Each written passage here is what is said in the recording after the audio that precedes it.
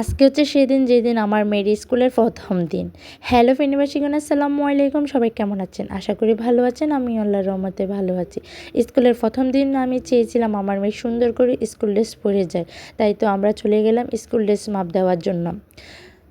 স্কুলেরই একটা পাশে school dress ছিলানো হয়, ওখানে চলে গেলাম। এরপর স্কুল ড্রেস মাপ দিয়ে নিলাম। তার আগে মিরর দেখবো আর রং করবো না, তা তো হতে পারে না। এদিক দিয়ে আমার ছেলে মেয়ে দোনোজনে দুষ্টামি করতেছে, আর আমি আয়নার সামনে একটু রং করতেছি, কারণ আমাদের মেয়েদের স্বভাব হচ্ছে এটা। আমাদেরকে সুন্দর লাগুক বা না লাগুক, আমরা আয়নার সামনে এরকমই করব। অনেকে কমেন্ট করে বলবেন যে 2 বাচ্চার মেয়ে হয়ে গেছে, কিচ্ছু হয় নাই, কোনো সমস্যাই নাই। আমার কোনো সমস্যা নেই। এই যে এটা হচ্ছে স্কুল ড্রেস, আমার অনেক ভালো লাগছে। স্কুল যেমন ভালো লাগছে, স্কুলের ড্রেসটাও অনেক ভালো লাগছে। আর আমার মেয়েকে কেমন লাগছে অবশ্যই আপনারা জানাতে ভুলবেন না।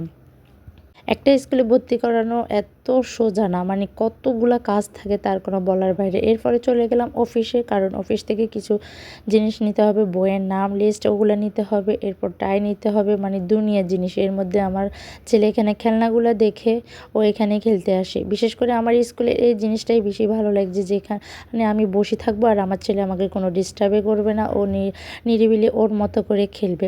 আপনাদের কাছে এই জিনিসটা কেমন লাগছে অবশ্যই কমেন্ট করে জানাবেন। আর হ্যাঁ, স্টার লাইনে কে কার বাচ্চা পড়ালেখা করে আর এখানে পড়ালেখা কেমন আমাকে অবশ্যই জানাতে পারেন। এরপর চলে যাচ্ছি রিক্সাত করে বাসায়, কারণ আমার মেয়ের স্কুল থেকে আমার বাসাটা একটু দূরে হয়ে গেছে, যার জন্য রিক্সাটা বেশি প্রয়োজন হয়।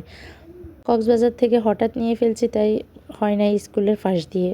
সমস্যা নেই, স্কুল বাসা চেঞ্জ করে ফেলবো। এরপর হচ্ছে আজকে হচ্ছে সেই দিন যেদিন অনেক অপেক্ষার পর আমার মেয়ের প্রথম স্কুল দিন ফেনীতে। এই প্রথম আমার মেয়ের স্কুল।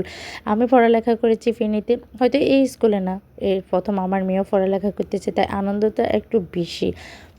আর আমার হাজব্যান্ড যেহেতু এখনও অফিস করতেছে না, তাই ও চলে আসছে, মানে আমরা হাজব্যান্ড ওয়াইফ দুজনেই আসছি।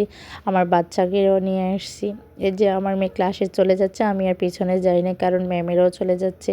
এটা হচ্ছে স্কুল, আমি পুরাটা ভিডিও নিই নাই। আমি আমার মেয়ে যে ভবনে, ওই ভবনের টুকুই ভিডিও নিয়েছি। আজকের মতো এটুকু। আল্লাহ হাফেজ, সবাই ভালো থাকবেন এই কামনা করি।